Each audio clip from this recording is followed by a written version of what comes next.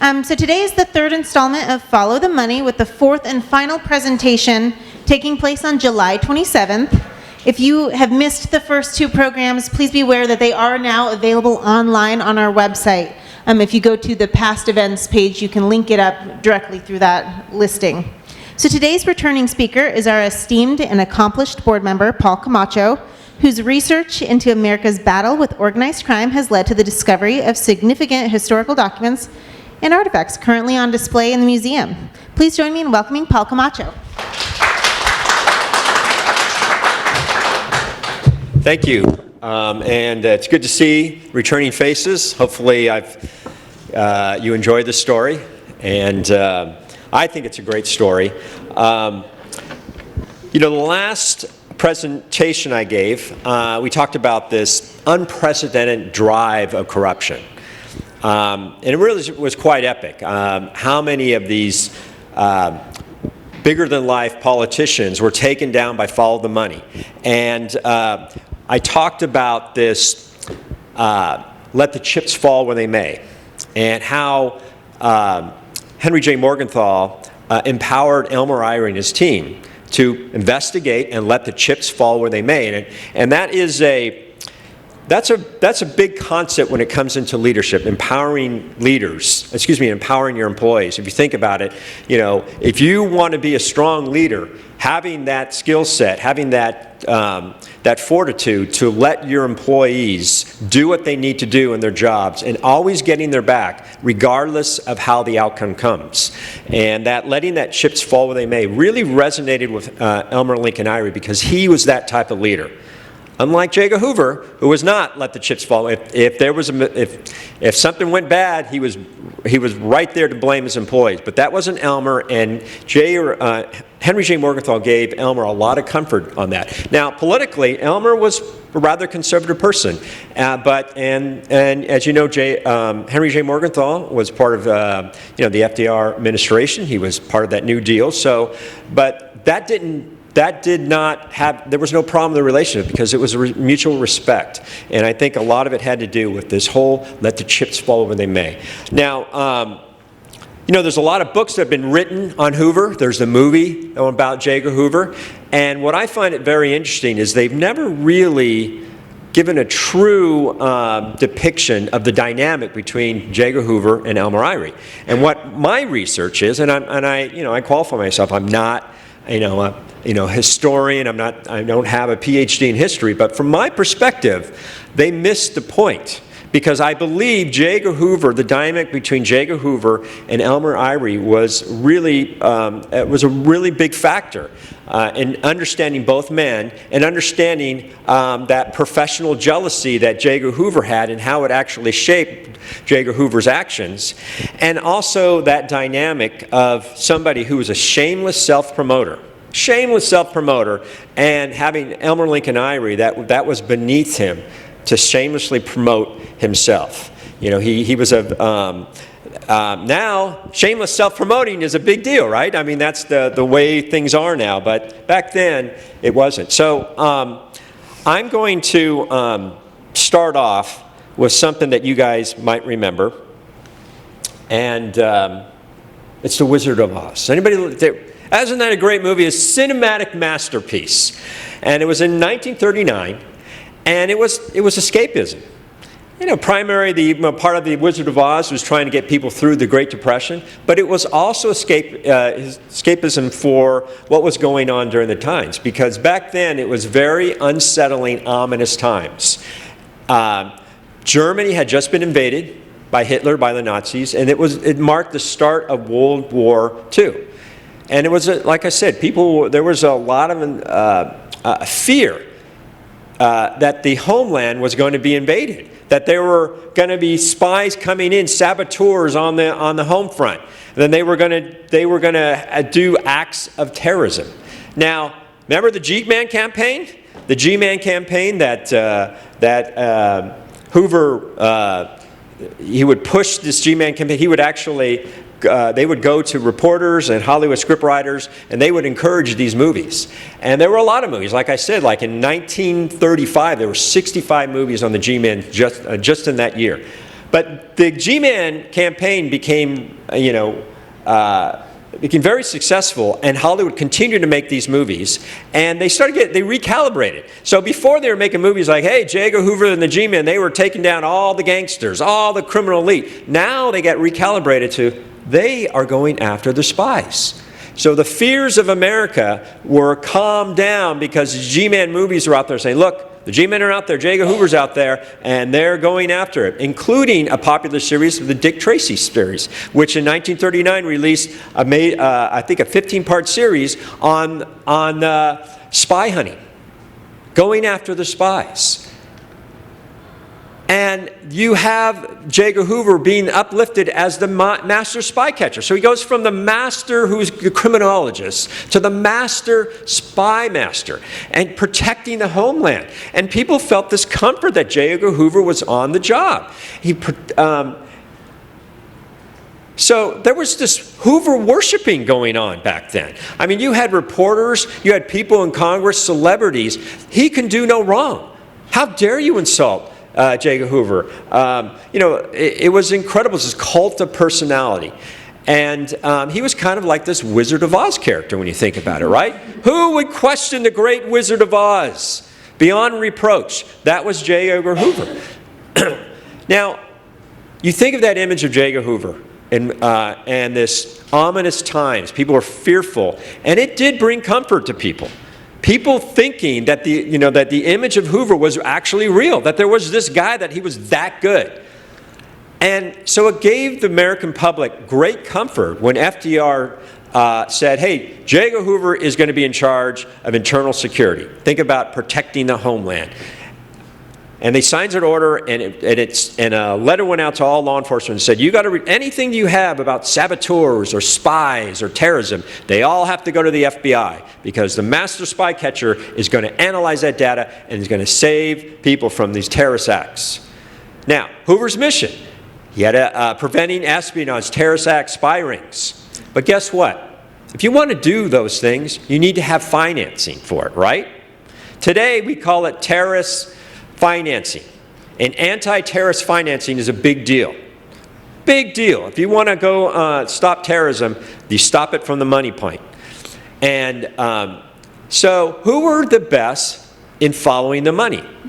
I spent 2 lectures explaining there was a skill set that these people had that nobody else possessed. They were the best at following the money. Now, Jago Hoover, he realized, yeah, following the money is very important. But instead of going out and saying, hey, let's partner together, Elmer, you have these agents that are really good at this, let's work together. He said, no, I'm not going to do that. He assigned 200 of his agents to banks. 200 FBI agents went to banks, and but they didn't have the skill set. And they're out there looking for clues of terrorist financing. Now, pulling the strings of Jago Hoover's PR campaign was this guy, Lewis Nichols, number 3 in the FBI. And he gave special access to top reporters of Jago Hoover. Rex Coyer, Courtney Cooper of American Magazine, exclusive access behind the scenes. And these guys were pretty popular. And they'd regale people about Jago Hoover. And then, remember Walter Winchell? I talked about him, the godfather of gossip. Guess who starts partying with Walter Winchell? In fact, he has FBI's agents escorting him to enforcement actions, giving him these top tips, and all about the shameless special promotion that he would give. Now, look, this guy, Lewis Nichols, he was really shrewd about this PR campaign, and he had a naughty and nice list. Good reporters that stuck with his narrative, and then the bad reporters. And the bad reporters wouldn't get access. They wouldn't get these monthly bulletins. They wouldn't, but the nice reporters, boy, they were treated nice. And one of the people that wasn't on the good list was this guy, Marcus Childs. Remember, I told you before, he wrote this article, The Nemesis Nobody Knows. He's a Pulitzer Prize winner, first Pulitzer Prize winner in commentary. He was the Walter Cronkite back then. If you want to look him up, this guy's an amazing guy, very influential, and he was not on Hoover's list because there were reporters that were seeing through what was going on. Now, again, smoke and mirrors. You know, the Wizard of Oz had smoke and mirrors, and so did Jago Hoover. There were smoke and mirrors, and people started seeing through these smoke and mirrors. The shameless self-promoting there wasn't the evidence to back up what Hoover was saying that he was doing. And in 1940, Congressman Cochran, John Cochran, he reads into the congressional report. He reads into the congressional report all the accomplishments of Elmer Ivy. Now think about it. Elmer Ivy you know, everybody's thinking that Jago Hoover, he's the person that's solving all these crimes. And this guy has the temerity, this congressman, to read in the congressional record as they were passing the the funding bill for the T-Man, the intelligence. He says, hey, look, every year I bring up this bill, and you always pass it. He goes, this time, I'm going to tell you what they did. And he goes on to say, hey, this team, by the way, you know, the media might say otherwise, but they took down Al Capone, Waxy Gordon, Nucky Johnson, Johnny Torrio. They saw the Lindbergh baby kidnapping. They took down Tom Pendergrass, and on and on and on. Now, these were cases, in particular Lindbergh and Pendergrass, that Jago Hoover was taking credit for. Then they said, and he says this organization has no public agent, no information service. It's not on the first page of the papers every day. Now, this is key because back then, technically, you weren't supposed to have your own, you weren't supposed to be taking government funding and shamelessly promoting yourself. And he points this out indirectly. Then he says, if the true stories of his activities could be put in book form, it would be classed as one of the best sellers in the United States. The story of Elmer Ivy and his team. Then he says, look, let me tell you how good they are. This is how good they are. For every dollar we spend on the intelligence unit, now it's Irish criminal investigation, the government has returned $30 in revenue. So as they're going after all these Al Capone and all these mobsters, they're returning $30. And this was a big deal because Hoover was out there promoting his stats of, well, look, I've solved this crime, and this would have saved the government all this money. And they were really blown up stats. But this was hard numbers. These were hard numbers back into the government. Then he says, look, remember I told you Elmer Ivy was the chief coordinator for all Treasury enforcement? All law enforcement, all Treasury law enforcement. And he said, look, this umbrella of leadership that Elmer Ivy has, Secret Service, Customs, Intelligence, Alcohol Tax Unit, Bureau of Narcotics, even Coast Guard investigations.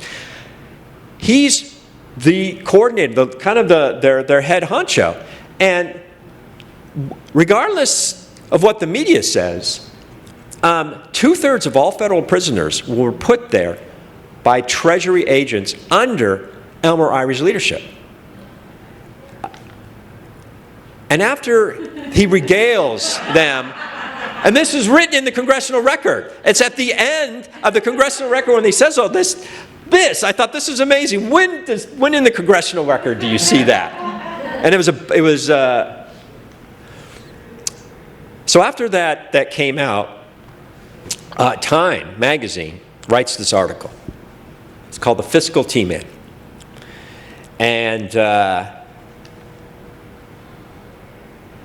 they compare Elmer Ivy to Jago Hoover.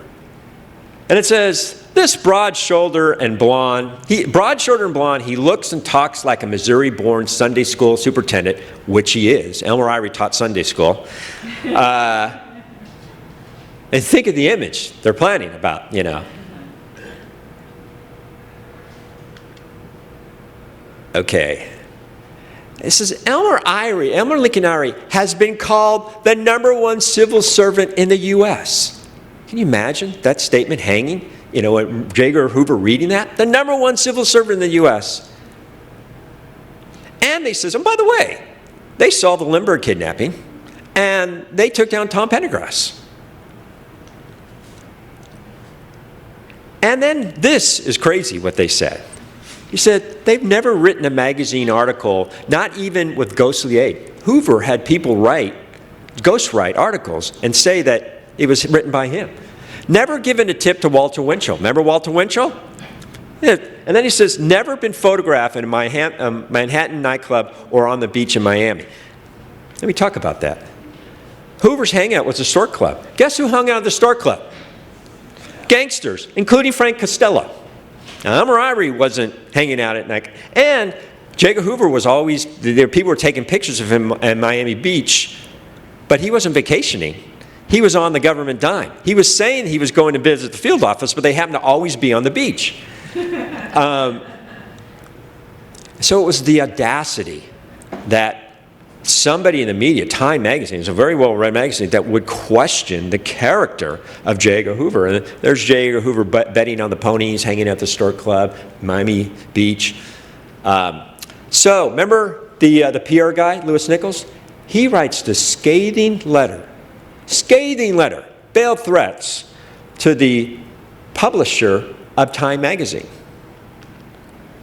And he says, it is rather sad commentary when a man as able and as fine as Mr. Hoover has been singled out for ridicule and become the subject of sarcasm, diatribe. What? How could you do this to a man like Jago Hoover? And you are deliberately attempting to belittle the work of the Bureau and its directors. He says, Time would impute that Mr. Hoover's actions were wrong by being unfortunate enough as to have his photograph taken in a nightclub or on the beach? I mean, and how dare you say that the T-men were responsible for taking down Lindbergh and responsible for taking down Pendergraph? How dare you? Well, guess who got on the naughty list? That editor. But it actually wound up well, because you know what that editor did? He went out and started a magazine called Fortune. So he wasn't just some run-of-the-mill editor. Now, that letter is one of the letters we found. Nobody knew about that letter, but part of that collection the Mom Museum has. And Elmer never told anybody, because I found it in Elmer Ivy's collection. And I don't know how Elmer got it. I don't know if they threatened Elmer by sending it to him, or somebody, because there were FBI agents that greatly admired Elmer and would give tips, would say, hey, this is what Jago Hoover's doing. But it is interesting, some of the documents we find. Now, we're starting to prepare for war. And Elmer's got this team of these top crime fighters that follow the money, that have developed this art to follow the money. And the government is expanding like never before, buying stuff left and right. They never have done this. And they need people who are business savvy and very sharp on numbers. And they're afraid of war profiteering and corruption. So Elmer Ivy takes one of his top gangster slayers, Clifton Mack. Remember, he was the one that took down Waxy Gordon. He did the New York Drive. And they said, we need a top person. And Clifford Mack volunteers to be the director of procurement for Treasury. And he later will play a major role in World War II in getting supplies to our allies. April 1940, Denmark and Norway are invaded. More fear, more concern that we're going to be in the war. And right about that time, remember I talked about Moses Annenberg? It was the largest income tax case of that time. He was the largest income earner. It was a $7 million plea deal. His son, Walter, was let off, even though he was charged. That was part of the deal. But it was a bit drowned out in the media by world events. You can imagine, right? If World War II wasn't going on and this came, oh my God. Because this is a bigger and more epic case than Capone. It took 5 years to bring him down.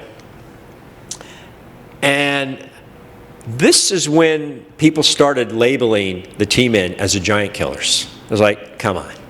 They're taking down so many of these top corrupt officials and kingpins. Of course we're going to call them the giant killers. In fact, a judge nicknamed them, started the nickname, and it hung on them.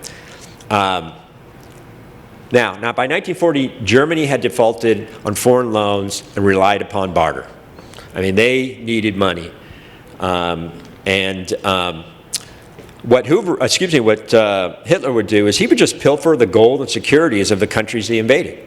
Like, hey, here we are, give me your gold, give me your securities. Now, securities, stock securities, a lot of those were in bearer forms. You don't have that much today. But back then, you got a stock certificate, and whoever was holding it could sell it. It was like, just the bearer of it. April 1940, they're realizing, wait a minute, he's pilfering these countries and using the assets to fund the war. And a lot of those countries have assets and accounts in the United States. Remember about cutting off terrorist funding? So FDR signs this order. It's called the freezing order. And it says, look, if we find any of their assets of invaded countries, we're going to freeze it. Just hold it. Hey, man, we got it. We're protecting it. But you can't take it out of the country. And then and they created this department called Foreign Funds Control. Later becomes what we call OFAC, and still in existence today. And it was under Treasury. And there was this demand, starting to get more demand for the people who had the ability to follow the money. So there's more demand on following the money beyond going after tax evaders and what the T-men were doing. May 1940, the Nazis invade France. And it's looking really bad for America of what's going to happen. And Jago Hoover, about that time, he sends a letter. Excuse me, I need to. He sends a letter of intel, financial intel, and he doesn't send it to Treasury. He sends it to the White House to say, hey, look what I found. I found this. I discovered this. That the Nazis are using companies, they camouflage their ownership in U.S. companies using front companies. You've heard the term in money laundering, front company, right? And they were using Dutch, Swiss, Swedish, even U.S. front companies. Remember, he didn't send it to Treasury or Henry J. Morgenthau. He sent it to the White House like, guess what I found? And the White House gets it, and they just forward it to Treasury. Because by that time, Treasury knew that there was going on. They called it cloaks. They knew that this was going on. But it is interesting, in the spirit of cooperation in World War II, that he sends it to FDR. And they said in the letter, he says, we found this informant used to work at these Swiss banks. And it was decent, it was good intel, but I just thought it was interesting. Now, Treasury was getting pretty good intel too, because Jago Hoover, he didn't want to cooperate with British intelligence. And he kept his intel, he was very territorial. But Treasury was very open to whomever wanted to give him intel. And they get some intel, some foreign intel, and it says, look, this bank, Credit Suisse, they're still in existence today. They got in trouble, past 10 years for pocketing money offshore for U.S. tax evaders.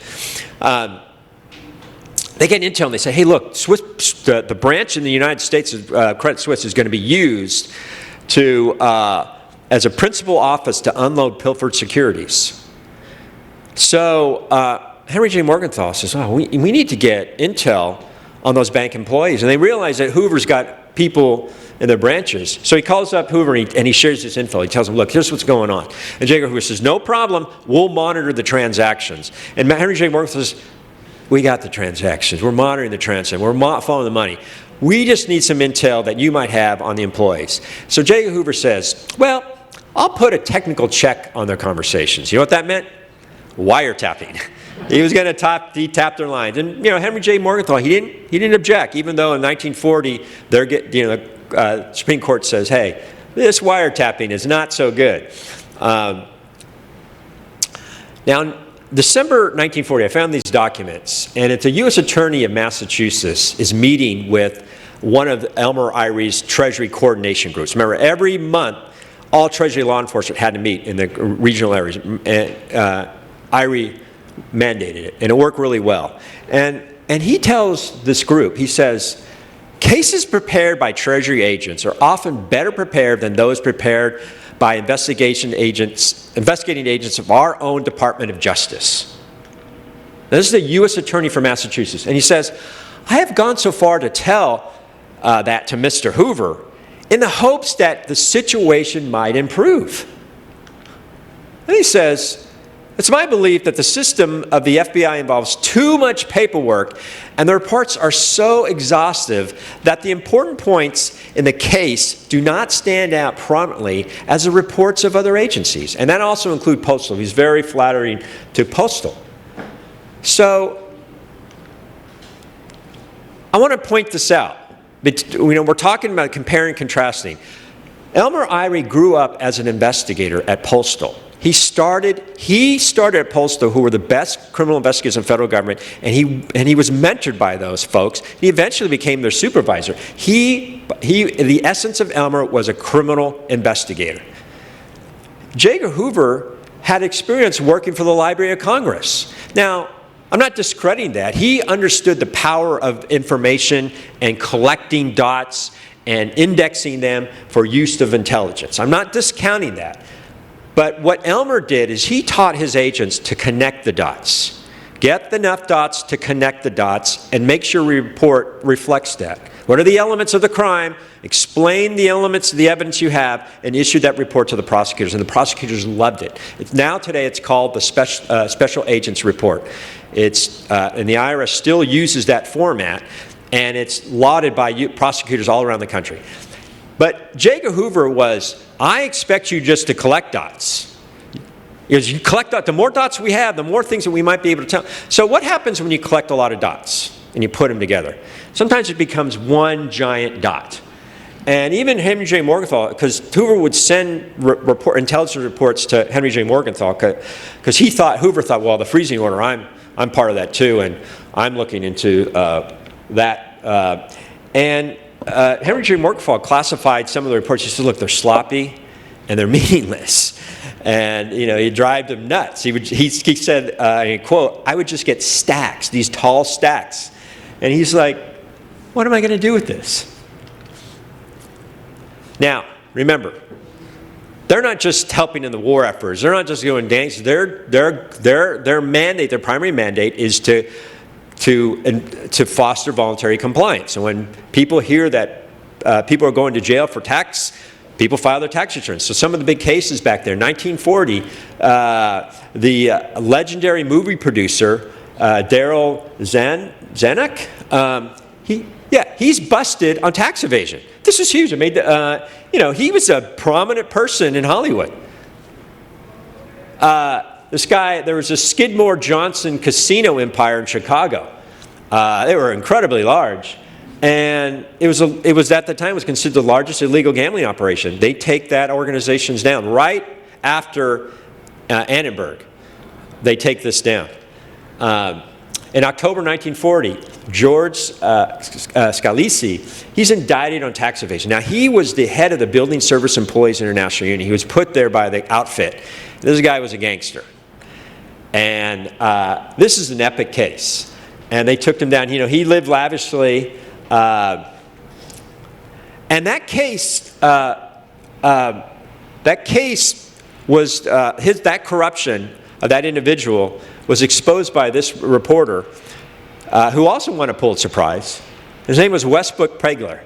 So now you have Marcus Childs, who was the Walter Cronkite, and then you have this guy, Westbrook Pegler. He's more of this curmudgeon type of guy, but he was very prominent. People followed him. He was a big fan of Elmer, and how what he exposed at Elmer developed into a case, and he did not like Jago Hoover. Now, it was interesting. I found a letter later on. Westbrook Pegler writes this letter to Elmore Ivy upon his retirement, and he says, hey, look, recently the commissioner of baseball asked me, because there was a lot of corruption during baseball at that time, and Pegler wrote about it. So Commissioner of Baseball asked Pegler, hey, who would be a good person to be the new commissioner of baseball? And he says, Elmer Ivy. He goes, I don't know what the heck he knows about baseball, but if he ain't honest, there ain't no God. And I thought that was pretty interesting. December 1940. Now, here's what's going on. People are seeing through the smoke and mirror, and there's media now.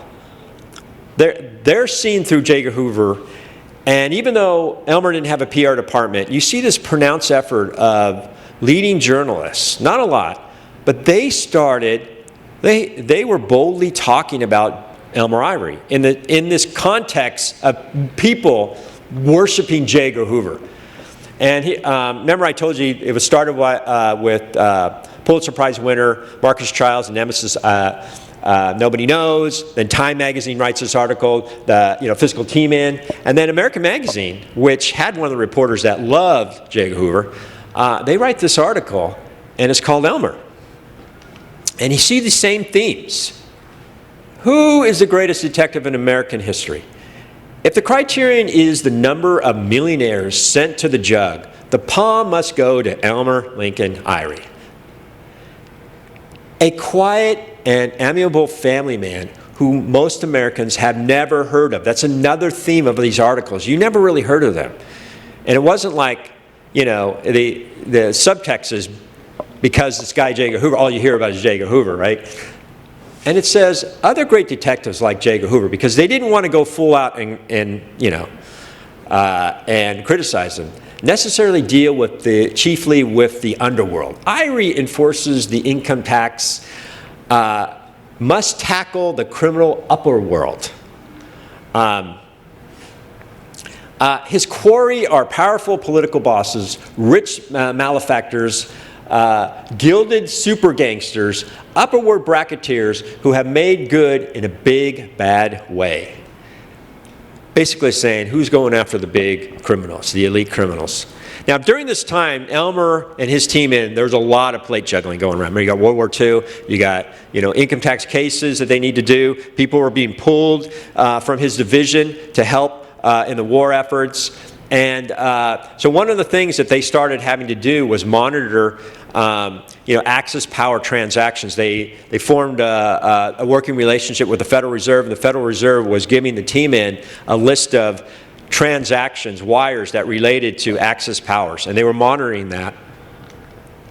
And then the Nazis, because of the freezing order and because the teammen were out there, they had to engage in money laundering because the teammen were that good. Also, Hoover was looking into this. So the teammen get intelligence that, hey, you know what the Nazis are doing? They're taking $1,000 bills and $500 bills, and they're converting them to small bills because the $1,000 and the $500 bills, they can trace who got those, and they didn't want that being traced to them. So it was the embassies, the Nazi embassies were. German embassies were doing this. Part of what they were doing is they're giving campaign contributions to people who were isolationists and to propagandists. In February 1941, an article comes out and really lauded what Elmer Ivy was doing, that bootlegging, counterfeiting, smuggling, and narcotics all have declined in the past year. Remember, Elmer is now coordinating this. And you think of all the plate juggling going on. But guess what? The GMan Campaign. Now they had the Judah GMan, and who's going after smugglers and narcotic people? Oh, the GMan. Well, the Bureau of Narcotics was under Treasury. Customs was under Treasury. Coast Guard was under Treasury. And all their law enforcement agencies were under Elmer Lincoln Ivy. In February 1941, I found this article, and the LA mayor, it talks about the LA mayor asked Elmer Ivy to come to LA. Now remember, this is the gangster squads. They made movies about how the corruption in LA was just through the roof. And the mayor, he's not calling Jago Hoover, he calls Elmer Ivy, and they have this discussion about graft and gangsters. And it's publicized. There's more people being pulled from Elmer Ivy's team. Larry O'Lean, he's one of the top team men, one of the top gangster slayers. They need somebody who can, administrative wizard for, guess what? The war bond program. Now, war bonds become an integral part. If it wasn't for war bonds, I don't know where we would have been. But guess who goes over there? Another top gangster slayer goes over there to help in the administrative of the war bonds. And Larry O'Lean eventually becomes one of their top administrators, and he writes the history of war bonds officially for the federal government later on. Now, O'Lean, when he was leaving, he writes about this. He goes, yeah, they asked me to go over there, and it was really hard because at the time, being a teamman under Elmer Ivy in intelligence, that was really prestigious. Within the government, that was there was pride. And he said, it was really rewarding working for this guy, Elmer Ivy. I really don't want to leave, but back then, people wanted to do their part for the war. So he left this very glamorous, prestigious job hunting down gangsters to do kind of very mundane, working 15, 20 hours a day getting the war bonds going. In April 1941, Los Angeles Times writes about Elmer Ivy again in L.A. And Elmer is saying, look, I'm urging that law enforcement groups have to cooperate. Now let me talk about this cooperation, because sharing investigations with other agencies was not Hoover's cup of tea. If I don't own it, then I can't take credit for it. So I'm going to be the lead on this. But that was Elmer's cup of tea. He thought the efficiency is when agencies work together. In May 1941, Treasury the team had uncovered another money laundering scheme. There were all these businesses cropping up that said, hey, look, people in the United States with German ancestry, your loved ones are going through starvation because of food shortages. No worries. Give money to us and we'll send over a food care package to them. Well, what they found out was this company was just collecting money and never sending over the food care, because that's how they can get control of money in the United States. 1941, FDR increases the freezing order. It's greatly expanded. And Hitler's like, don't, this really is going to screw me up. Because what it did was it said, any of the warring nations, any Axis power nation, any nations that might be sympathetic to the Nazi cause, and any invaded nation, now, if there's any assets in the United States, we're going to freeze it. They were also trying to freeze assets around the world. And it also said, when he signed, it says, look, this is the mandate of Treasury. And Hoover's like, what? He goes, yeah, it's a mandate just as under Treasury. And Hoover sends a letter to Henry J. Morgenthau and says, hey, guess what? You know these intelligence reports I've been sending you about? I'm not going to send them anymore, because our bureau, we're not responsible for this anymore. So even though he might have intelligence that would help, he said, I'm just not going to send them to you, because that's just not our authority. So they realized, look, we're going to have to beef up our investigative firepower. And so they decided to create this bureau, a Bureau of Foreign Funds Control's investigative unit. And Elmer says, look, he designs what the unit's going to look like, and it's going to fall under his umbrella. And he wants it to be staffed with seasoned Treasury agents. And it was staffed with seasoned Treasury agents, many of the men that worked under Elmer Ivy hunting the gangsters. So you have the top people who understand how to follow the money. They're now going after Nazi money laundering. In July of 1941, they're getting intel from all over, and Henry J. Morgenthau gets a tip that Jago Hoover is tapping their lines. He's tapping Treasury lines. So doesn't anyone want to work with them? Now he's tapping their lines. And he asked, Henry J. Morgenthau said during a cabinet meeting, he said, I can't believe this. And one of his secretaries says, yeah, it's just the things that he does. It was like, yeah, that's just what he does. In July of 1941, Nucky Johnson's convicted of tax evasion. 10-year sentence. 10-year sentence. Law enforcement in that area had been trying to get Nucky Johnson for 25 years. And it wasn't that they weren't trying to do it, is that the juries and the judges and the prosecutors, the local ones didn't want to do it. Nucky Johnson had such a control of that city.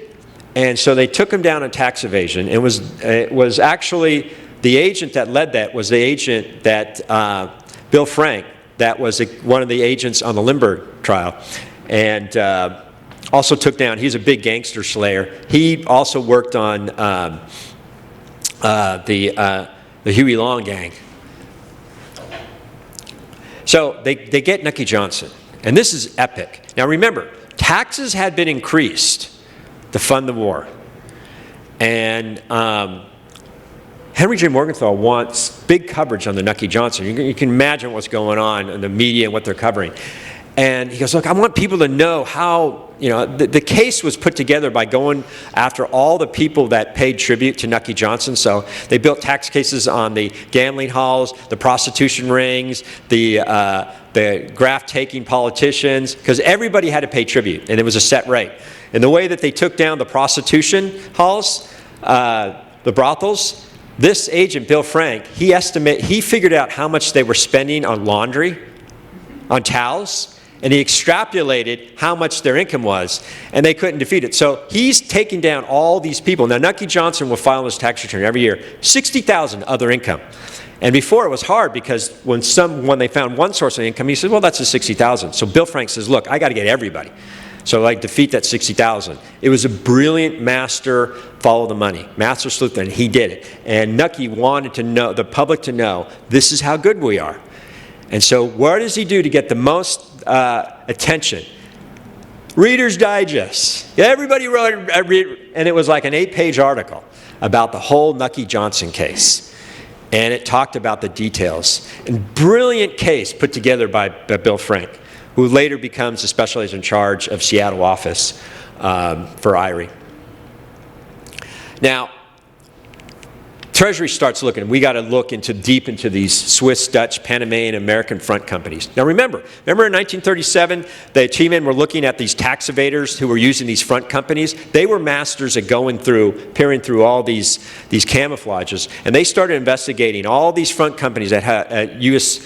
Ownership of key military manufacturing, and they come up with a list of all these companies in the U.S. A lot of them they supplied chemicals, they were manufacturing, and they were controlled by front companies, but they determined, look, these are companies that are sympathetic, the true owners were sympathetic to the Nazi cause, or they're owned flat out by Germans.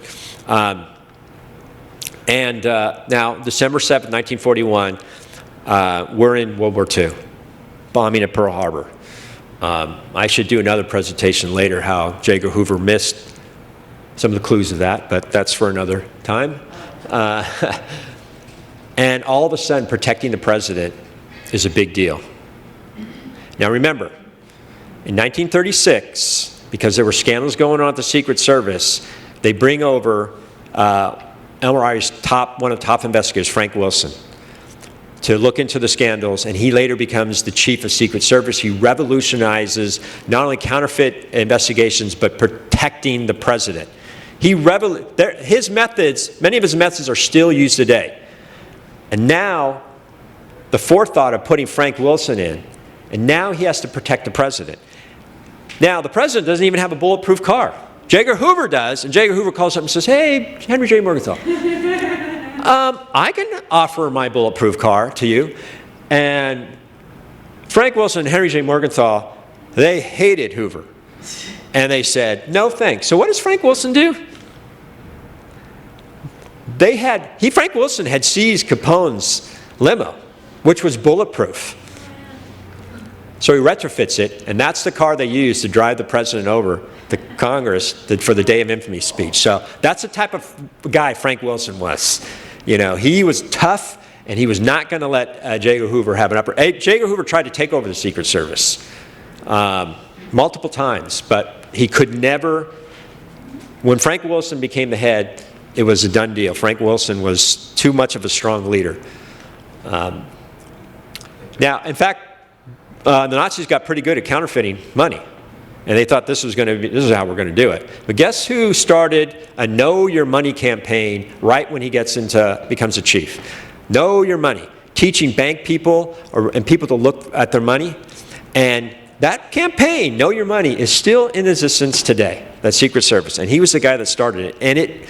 And it led to a dramatic decrease in counterfeit. And it really hampered what Hitler was going to do.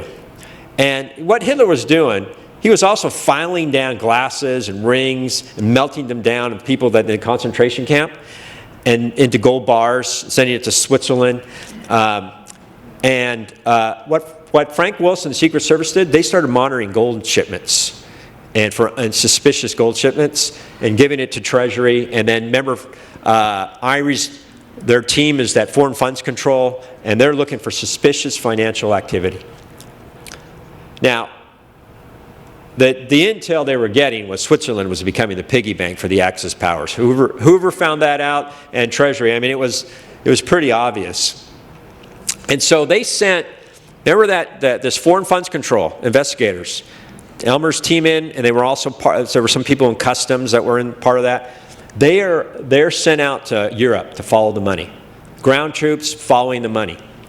Now there's this company, you ever heard GAF? They're the ones that brought you the Viewmaster. They were the first to come up with colored film. And the way they advertised colored film was to law enforcement. It says, hey, look, you need this colored film for crime scene investigation because now you can see all the red, the gory red.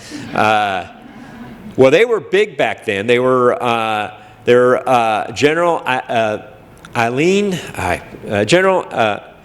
Aniline and film. Thank you. Well, they realized, look, they're actually controlled. If you go through the deep layers of their shell companies, they're controlled by a German conglomerate. And this company also, prior to this, they were giving out free film development for a U.S. to take pictures on intelligence, and they did the development. And guess who they shared that intel with? So they seized it. It's the largest company in U.S. history ever seized by the federal government. Foreign Funds Control investigators were digging into it. It was Treasury, and they seized it. January 1942, that Elmer's new team, Foreign Funds Control investigators, they have their first big money laundering case. It's on this guy, Warner von Clem. And what he did prior to the bombing of World War II, diamonds became the favorite money laundering scheme. And they would smuggle diamonds in. And what he would do is, he had this company that sold diamonds. And he was representing the diamonds at the time when there was just a neutral, when the federal government was just trying to be neutral. He said, yeah, I have all these diamonds that come from Germany. And I'm going to sell them. And he was selling them. But actually, they were diamonds pilfered from Norway, from the invaded countries. So he gets busted. This guy also, before this, he was in cahoots with this oil man in the U.S. to sell oil to the Nazis. And so he gets busted, and it's the first big case. Now, there's a Revenue Act of 1941. Revenue Act of 1941. Remember, we're building up. We need resources. So the initial plans, we're going to get it through tax, and then they started talking about war bonds. But taxes played a critical role. And when this Revenue Act came into being, millions more people were going to file tax returns. So millions more Americans were required to file tax returns, and it was a big deal. So people who never did tax returns were going to have to do it. And they have this media campaign, and they asked Walt Disney to do one of these movie things for, before the movie starts, and it was the New Spirit, and it had Donald Duck explaining how to file tax returns. And here he is writing with the Donald Duck pen, and it won an Academy Award. It won an Academy Award. That's how good it was. And but in March 8, 1942, FDR writes a letter to Elmer and Lincoln Ivy. Now remember, 1942, FDR is spending a lot of time, and this letter is in the Mob Museum. This is one of the letters we found. And he writes a letter to FDR writes a letter to Elmer. Now, FDR was not in a position where I'm just going to sit back and just write letters to anybody. He was spending a lot of time in his war room. We were not winning the war at that time. Things looked grim.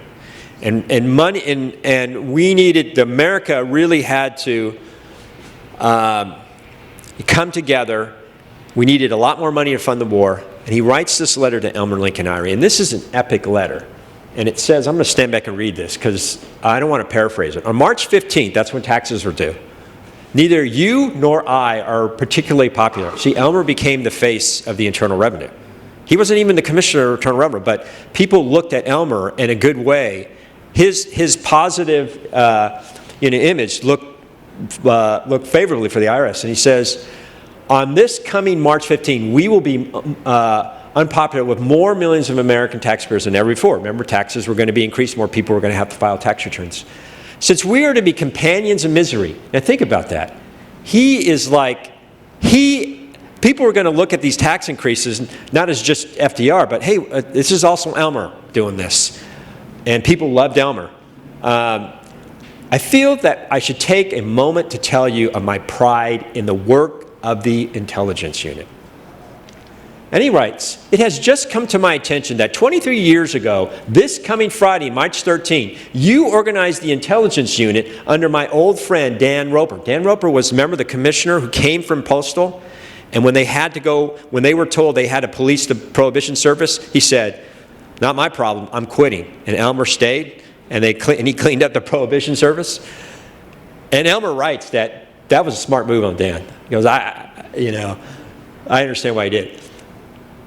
Who at the time was the commissioner of the Internal Revenue Service. He says, as the years have gone by, the intelligence unit has become a shining mark not only of incorruptibility, but what is just as important, A1 efficiency. Hang on that statement. Incorruptibility and A1 efficiency. You think about how epic a compliment that is. Because you guys never bowed to corruption. You never became that agency. And you did this for 23 years. You brought the tax system up to where people had faith in it. Before, in the 1920s, nobody had faith in the tax system. And not only that, you're A1 efficient. If there's a tax evader out there, they're going to go after it. People filed their tax returns because of what Elmer was doing. And he says, I know how much quiet pride you have in the reputation of the unit. Remember, Elmer was not the shameless promoter, but he had something what he called pardonable pride.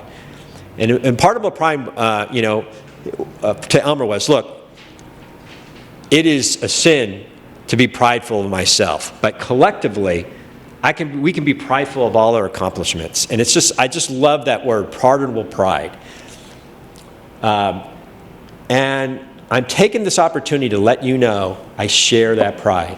So FDR is saying, hey, I share the pride. And he says, I hope you will let your staff know my feelings. And that's the letter that you can go take a look about it. Now, that letter, Elmer he gets this letter, and instead of putting it on a wall and say, hey, the FDR just said, I'm the man. Look at me. I'm the man. He puts the letter in his drawer. And he just says, hey, you know what? The president wrote a letter about you guys.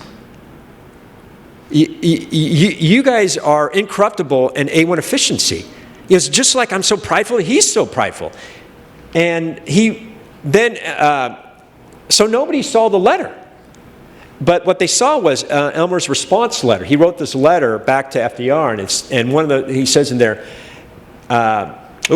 telling her, I'm grateful for the wholehearted and enthusiastic support which has been so generously given the intelligence unit by you and Secretary Morgenthau. What was that? It was that reaffirming, you let the chips fall. You told me, investigate and let the chips fall where they may.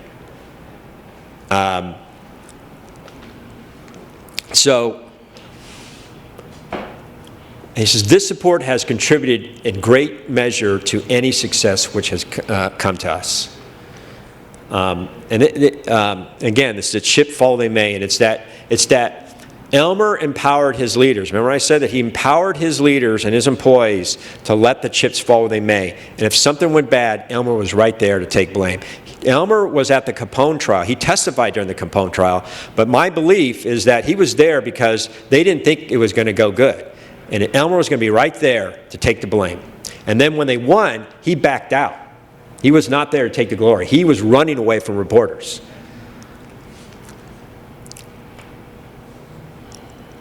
Now, in March 1942, Treasury issues regulations saying, hey, and prohibition on communicating or trading with the enemy. And that intensifies the money laundering demand for Hitler, and more is needed for the demand of the T-men. And during this time, Treasury issues this press release, and it says, hey, Elmore Ivy is going to dedicate full time to Treasury enforcement and the foreign funds control. And I think there's a lot of reasons why this press release was issued. His work was really intensified, overseeing all these juggling plates. But Elmer had heart problems. And he actually should have retired 10 years prior than he should have. Both his sons become physicians, and they're his caretakers. They love the father. And Elmer is working 12, 14-hour days, 7 days a week during this wartime. And he actually has a heart incident. And Henry J. Morgenthau says, you need to take a break. And then he comes back, and the sons say, we're going to monitor you. They wouldn't make him, they said, you can't work more than 8 or 9 hours a day, and they would be constantly with them. But I think it's just getting the word out that, hey, Elmer's there. Elmer's out there. Don't worry, he's there. Now,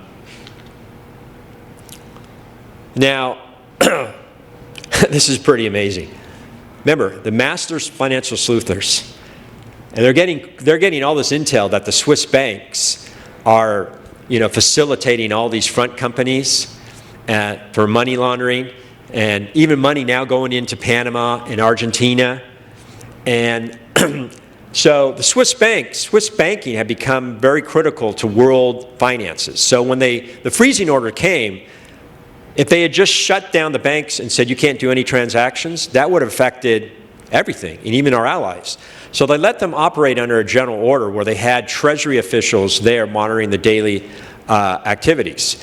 So Henry J. Morgenthau says, agrees to a plan. They say, hey, let's take these financial sleuthers, these T-men, gangster slicers, let's have them go to the bank, and let's them dig through the files for the past 10 years. Because they're realizing that the Hitler had put his plans in a decade ago about these shell companies. So you can imagine having these master sleuthers go to the Swiss bank and rummage through files for the first time. And they found tons of stuff. And one of the things they found, I don't know if you're familiar with it, in 1929 there's this teapot dome scandal. It was, under the Harding administration, their interior secretary was selling oil lease rights to the highest bidder. It was all this kickback, and there was this group of people who were fostering it. And it was before Jago Hoover was at the FBI, and it was called the Federal Bureau, I think it was a federal investigation. It wasn't the FBI at the time, but they couldn't make the case.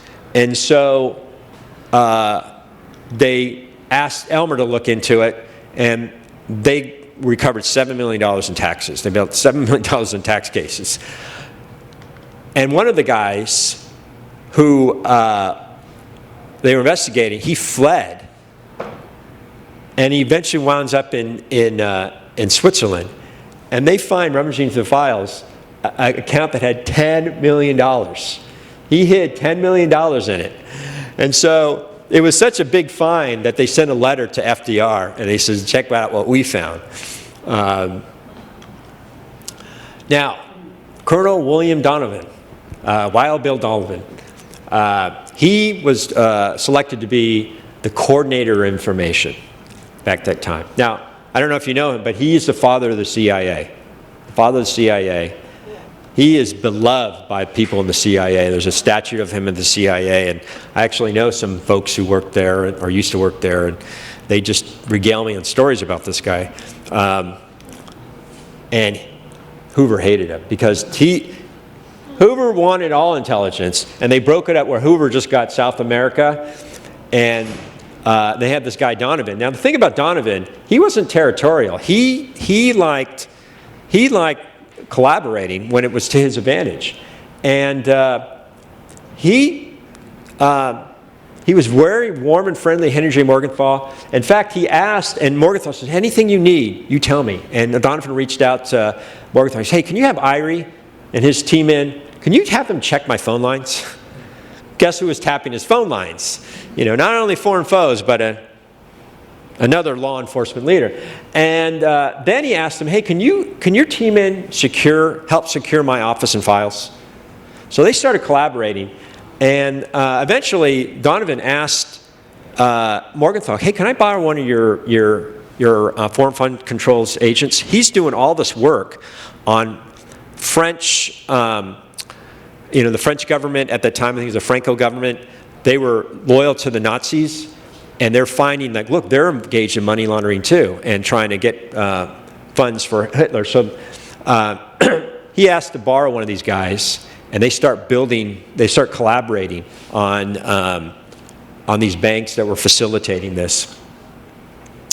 Revenue Act of 1942, that's called the victory tax. So they levied a 5% victory tax on everybody who filed tax returns, and then you get a refund later after the war. So they would collect it at the time. It was before withholdings. And guess who's out there selling the victory tax? Saying, hey, we got it, you can trust us. Elmer Lincoln Ivy. So he's out there, remember, he's gangster slayers, Nazi money laundering, you name it, and then he's the face. The people who did know Elmer, they were very endeared with him. He was that Norman Rockwell character. And remember the compare and contrast. Now people are comparing and contrasting Elmer and Jago Hoover. And they love the guy. And he's out there selling this tax. March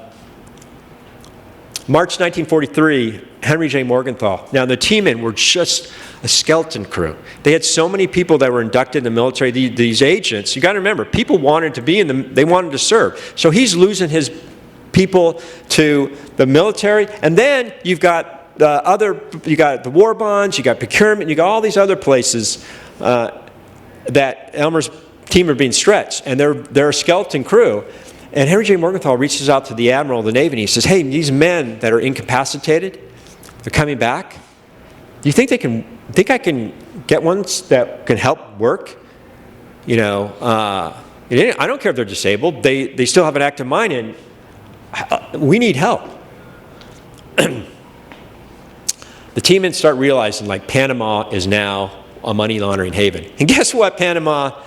Now, Carlos Escobar, that was a money laundering haven for Carlos Escobar and the cartels. And then the Panama Papers. But back then, Panama was in their glory again.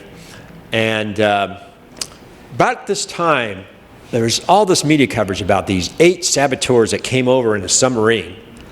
And Hoover, he caught them. They came in, they were going to saboteur, they had dynamite, and the media's like, oh my God, great, Hoover did great. And by the way, it wasn't just, Hoover had a lot of help by other agencies to do this, and they were kind of keystone cops. But the media failed to point out that when these guys came over to do these acts of terrorism, they had to bring in their own cash. That's how hard it was for espionage. Because any business that was sympathetic to the Nazis, the teammen were watching. And even Hoover is admitting, hey, these controls are working. In a report to Congress, he admits it. He doesn't say it publicly. But here's a contrast. During World War I, the Imperial German Army government, they had access to $21 million for acts of sabotage. And that money came from businesses in the United States. And now you have saboteurs coming in on submarine and having to carry their cash. In fact, they were around the world, when they found U.S. cash, they would give it to these Nazi submarine captains. So when they came in, they were able to bring in cash. So you got to remember, they're really tightening it up. And now we have more comic books about, Hitler, now it's the Japanese, and Hitler's right. Hoover's right there. Now I don't want to discount what Hoover was doing. Believe me, I don't want to do this, but I have to tell you this story because nobody's really heard of Elmer Lincoln Ivy and what Treasury was doing. But, Hoover did play a part, but he wasn't the only part.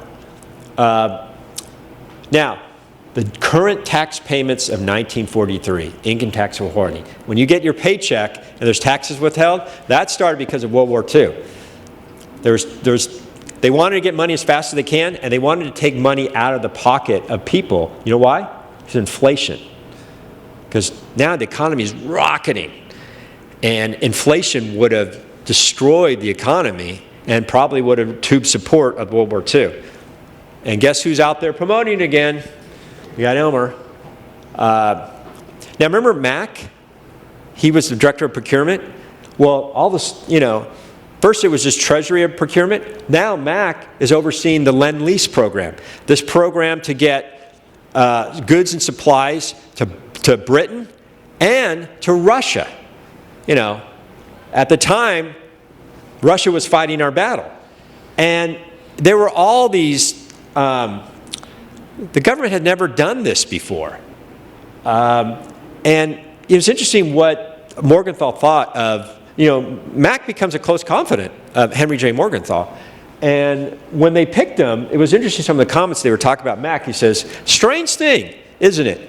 His business is investigator, detective, and yet he is a first-class businessman. And then the commissioner of the IRS says the best man in the Internal Revenue. And now he's there, and he is, one of the key things Mac did was the logistic issue. Well, there's a couple things. One was logistics. You needed to get the inventory to the dock first because the way they loaded ships. First you had to get it there, then you had to get it there first, because they had to go on the ships first in the haul. And it was this whole war profiteering and corruption that Mac was looking at suppliers. He was actually maximizing government contracts where everybody would purchase as one, centralized. So, he played a critical role during World War II, and he could have been this master gangster slayer, and he dedicated his time doing this, administrative job. And later in the next presentation, I will share letters from people like Mac that they wrote to Elmer Ivy upon his retirement, and I'll explain the influence Elmer had in mentoring these leaders. By then, Argentina is a big hub for money laundering. Treasury is saying, hey, you got to do these freezing orders. But there was tension because the State Department was saying, hey, look, if we put this strict control in Argentina, it might cause other Latin American countries to go pro-Nazi. There's revolution. And, the team-men were saying, wait a minute, if you don't shut this down, terrorist financing, that's the key thing. Now, the war economy was sucking up materials like a hungry bear coming out of hibernation. And inflation was going, they were so concerned about inflation. And there was all these campaigns to save, conservation. Now it's global warming, but back then it was the war. And, use it, wear it out, make do of it. Scrap rubber. People were actually taking their bumpers off of their cars and donating the metal to the war efforts. I love this one. When you ride alone, you ride with Hitler. So we're promoting ride sharing, So they start this rationing and pricing because they didn't want prices to go up, but they wanted to ration. So it was kind of counterintuitive. They weren't, but they were so concerned about prices going up, and they have this war rationing program.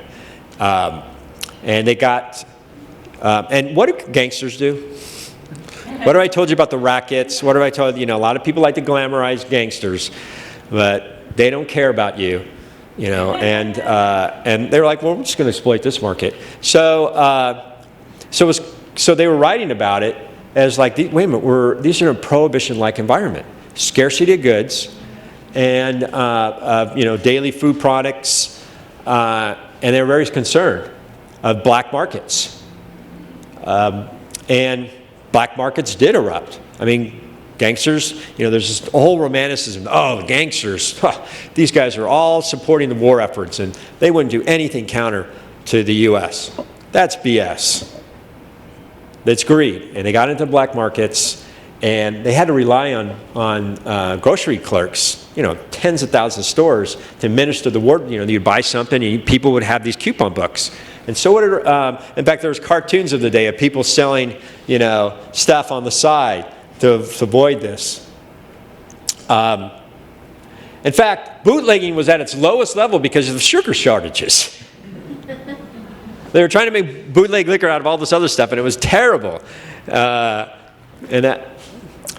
So they had this guy. He was Senator Brown, and he was the head of the Office Price Administration. So they had this thing that was this agency that was controlling prices and what have you.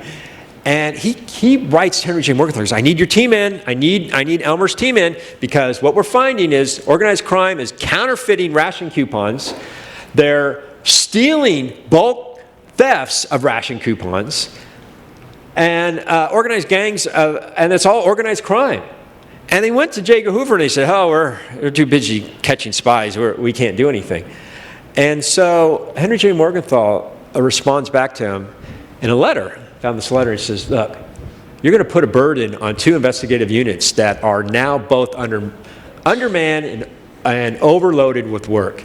The intelligence has a very formidable backlog of cases before it, and whose force has been greatly reduced through induction of men into military service. So he's initially saying, look, I don't know how much I can help you. And you think of all the stuff they were doing. Remember I told you of national security and maintain the tax system? And the Secret Service, they started noticing, look, we found a very bad situation exists in the use of counterfeit stamps for gasoline. So Morgenthau realizes, and we got to do something, even though our short supply. So Elmore Ivy, working with the chief of Treasury, remember it was a guy that Elmer mentored, now is a leader, powerful leader in law enforcement. They, in addition to going after counterfeit money, they do a campaign to go after the counterfeit war rationing coupons and the theft. And it was pretty successful. And then after doing that, they decided, look, we need to go after these black marketeers. And they were selling everything with cash. And, they didn't keep any book and records. So they came up with this novel idea. It was it came up, in Capone, remember I told you they had this indirect method? They figured out, well, he doesn't keep books. We're going to figure out how much he spends on silk underwear and meats and ties and furniture. So they apply this even further to go after the black marketeers. So these black marketeers, these gangsters, they would go hang out in Miami, beaches. They would buy their girlfriends fur. They would buy themselves diamonds. So they started, hey, we're going into these luxury good places, and we're going to get records of people spending big time. And they were pretty successful on this. Nowadays, you have what's called a currency transaction report. If you go to a bank and deposit over 10,000, or you withdraw, the government files a form. Well, this is kind of a form of it. And so they were monitoring big cash spending. In March of '44, Morgan writes a letter to Elmer Ivy congratulating him on his 25 years. Now, I need to point this out. Morgan was not a great guy to work with. He was kind of an introvert. He was kind of short with people. He rarely gave somebody a compliment. I mean, you really had to work for a compliment. And he writes a letter, and he says, what a great contribution you have made to the department through it to the entire nation. And around this time, I found in the Ivy files, the documents that were donated to Mob Museum by the Ivy family, is an autographed letter by FDR. And it says, for Elmer Lincoln Ivy from his friend. I thought that was pretty epic that, this guy gets this. Now, in January 1945, Treasury does a press release. And they said, look, we made about 1,000 arrests charged with wartime criminal operations, the black markets and what have you. It's pretty epic. And all these, there were about 1,800 of these Treasury men were under the coordination of Elmer Ivy. And in addition to that, the aggregate work they've done 20,000 arrests and about 11,000 convictions of their work. And that's 1,800 people. I mean, that's a lot of work. January 1945, Tom Pendergrass, remember Tom Pendergrass, that big case? Well, remember I told you he was, he's the guy that got Harry Truman to be senator, and Harry Truman claimed that he owed everything his political career to him. And by that time, he had already been convicted of tax evasion. And he was, you know, people tried to stay away from Tom Pendergrass, but Truman goes to his funeral. And in April 12th, 1945, the president is dead. Truman becomes president. And on July 1945, Henry J. Morgenthau resigns. And Elmer's there under new leadership. And remember, let the chips fall where they may. And that warm and fuzzy is just not there. The chip where the chips fall where they may. And there's this tension, underpinning tension is that, you know, Elmer was the one that took down Tom Pendergrass. Now, Henry Truman was not that, it wasn't that he was not supporting Elmer Lincoln Ivy. It became more political back then. And Elmer just didn't have the same feeling of where the chips fall where they may. In August 1945, Japanese surrender, we're out of the war. And guess who gets credit for protecting the homeland? Jago Hoover. Jago Hoover, even, so you had, remember I told you, 1939, 1940, people are challenging him, question his character, question his tactics. And around that time, there were people who were really trying to get him out. And he felt it back that time. And after the end of the war, he's now up in the top of his pillar again. You know, people are, hey, you're the man. And nobody's really talking about what Ivy and Treasury did. And if they didn't cut off the funding, if they didn't do all that, you know, it would have looked a lot uglier for Jago Hoover. And so I'm going to end at this period of coming out of the war. But I will tell you, remember I started with the Wizard of Oz. And what was the Wizard of Oz about? It was about finding your brain, your heart, and your courage. And in a sense, the United States needed to find their brain, their heart, and their courage to fight the war. And when you look at the actions, what Treasury did, even though it wasn't glorified in the media, they found their brains, their heart, and their courage. And it played an indispensable role in how the outcome of World War II, because protecting the home front and cutting off funds to Axis powers made a difference. And funding the war made a difference. The tax system made a difference. And that's my story. I'm sticking to it. So, any questions? Paul, this is a completely ancillary question. I'm reading a book about J. Edgar Hoover right now that talks about his surveillance of the Hollywood community as early as the 1920s. You had said at one point that the Supreme Court had found wiretapping to be illegal. So I was just wondering about when that Supreme Court verdict came down, or if you have a rough date for that. Well, I believe the Supreme Court found that, doing that, the evidence would be inadmissible. It was around 1940 that I see letters in Treasury where their legal counsel is telling Henry J. Morgenthau that, look, if you use these techniques, your case is going to go sideways, and advising them, look, you got to find another way of doing this. And then there was concern about the rights violation. And it was interesting when you look at the Morgenthau diaries, they're commenting like, okay, we're going to stop it, but we know Jago Hoover's going to keep on doing it.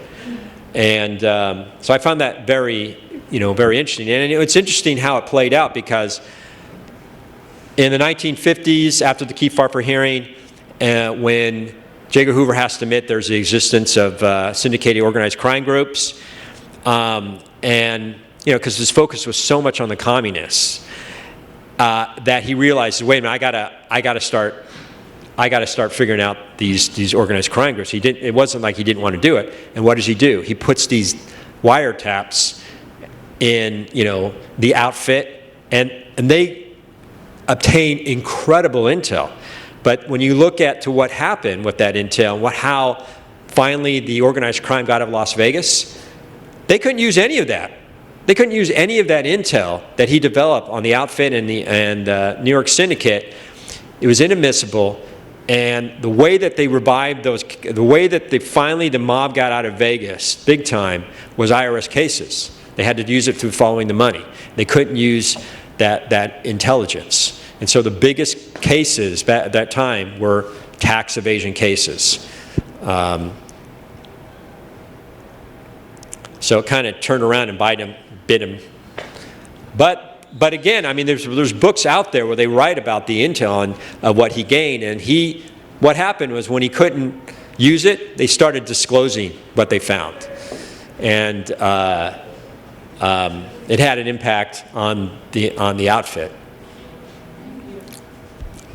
Was there ever any sanctions for Hoover wiretapping the other agencies, the other parties? I don't have information on that. I think it wasn't when you read the transcripts when they're talking about it. They're like, in fact, Henry J. Morgenthau says, "What? I'm going to go talk to him about this." And I don't know if that ever happened, but I got my inference is that it wasn't that it was punishable by a criminal violation. It was that, this is not a protocol that law enforcement should use if they want to develop a case. And then, there was also, who's going to tell Jago Hoover he can't do it? And it was interesting when they found out Hoover was going to tap the bank's lines.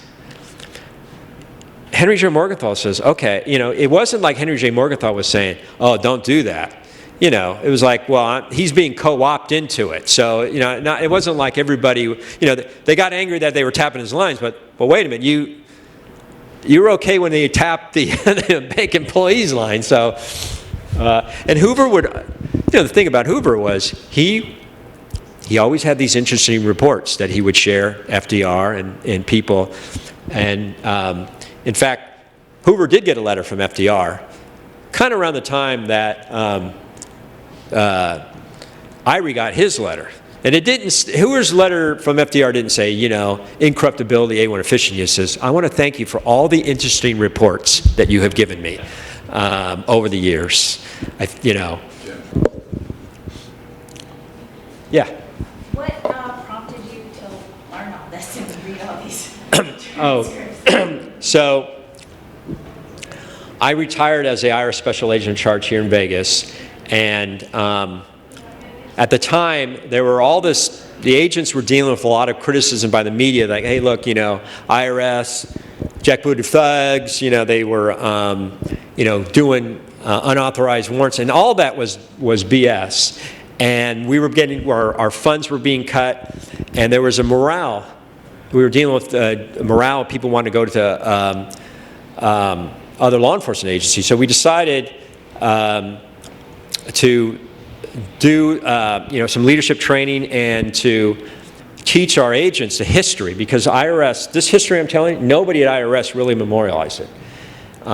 They don't really have an IRS criminal investigative historian. So we decided, well, look, I wanted to discover this history. I knew bits and pieces, but nobody put it together, and that way we would teach our agents, look, if you have this badge, this is what this badge means. There's no other law enforcement agency that has this legacy this long.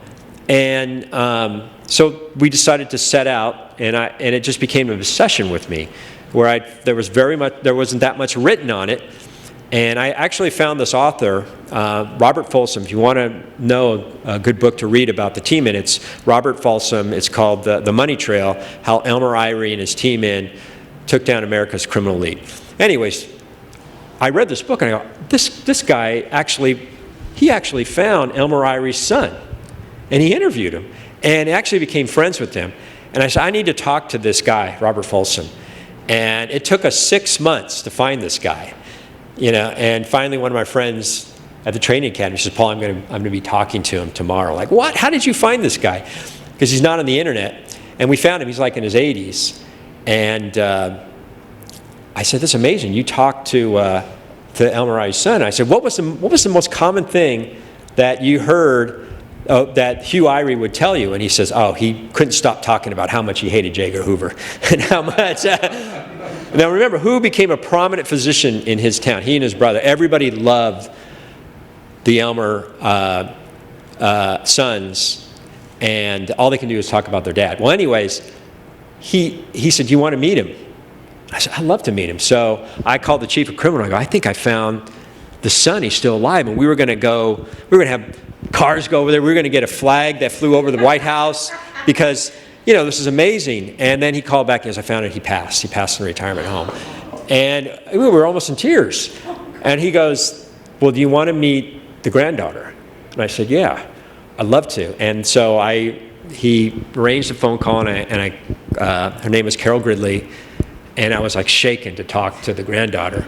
And actually, she was supposed to be Elmer Ivy Jr., but she became, she was a girl. So, anyways, I called her, and I went like 15 minutes talking about, and your dad did this and this, and we're finding this. And she says, I didn't know that. Because I wish my dad was alive to hear what you're saying. Because he died thinking that nobody read Folsom's book. And so then that led to them finding all these documents. And I became even more obsessed about it. And I don't want to share too much of what I'm going to talk about next time. But do you intend to write a book? yeah, I mean, you're kind of seeing a book outline. I approach the story, I don't want to approach it as bragging. I don't want to say, hey, look what this agency did. Because what does that serve? But I want to approach it from, okay, what can you learn from this? What can you learn? I'm telling you about this guy. And you can compare two leaders at the same time. And what does that mean for future leaders? What can you learn from this? When you have a situation where you're dealing with so many Herculean challenges, and leadership is such a critical part of success. And the way we learn leadership is through stories. I mean, people write about Lincoln. One of the great ways to learn about leadership is they have these leadership programs where you walk through the Gettysburg Address, Gettysburg, and they talk about Lincoln and his decisions. Well, a lot of us are not going to be fighting battles, but we're going to have to deal with, the mundane life of administrative work and, managing people. And that was Elmer's forte. And, the daily grind of leadership and how he accomplished it, those are the strong takeaways. Does that make sense? Absolutely. And so whatever I do, I don't want to make it as this historical document says, and they did this on this date and this date and this date. I want to be able to translate the story to people and say, that is such a great story. Because Elmer, to me, and I know I'm kind of blowing this up, it's like he's like this Norman Rockwell character pulled out of a painting. I'm going to share letters with you next couple of weeks, and you'll come to this conclusion of what people say being led by Elmer and how they influenced his life.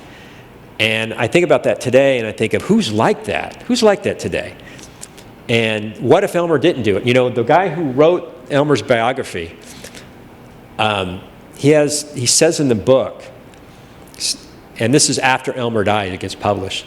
And he says in the book, he says, what if, we were at our last, when we look about what happened in the 1920s, 1930s, we were at our last resort. We were about ready to fall off a cliff. And he says, what if Elmer didn't do what he did? What if he didn't do that? And I think that's pretty profound. And then when you think about what Elmer did, it wasn't just one major battle. It was this, long-suffering daily grind of doing your job, empowering people, and influencing others so they become powerful leaders. And at the end of the day, it's not about you, it's about us. And that is such a strong takeaway. It's the hardest thing to do in leadership, hardest way to do in leadership. And that's what I'd like to be able to communicate in a way that transcends, not people who are just steeped in history, but, the youth, and I've given this talk, to have that talk. And problem is when we tried, there are producers, people that I've worked with that have wanted to tell the story, but they say, look, Paul, it's about the IRS. Who's going to want to hear a story about this guy? And, the way history is now and the way these documentaries go, they tell me, look, people are into this kind of sensational history documentaries. It doesn't have to be like, the only good thing about Elmer's story is that it's the last great war, and people of all ages seem to be fascinated about it. But it's hard to take this story and, for producers, because they're not even into reading one page. What they tell me is like, no, you got to have your elevator pitch is less than a minute, and then move on to the next one. So my challenge has been for the past 5 years, it's not that I want to make money off this, I just want people to know the story. Now there's a show called Strange Inheritance. It's not in Fox Business. They did a show called, it was based on telling the Capone story and Lindbergh story, and I was on that. And I thought they did a pretty good job of trying to take a story that's history-based and pull out the action. So I'm rambling here. Sorry about that. You answered, thank you. Yeah. So anyways, I will dismiss class.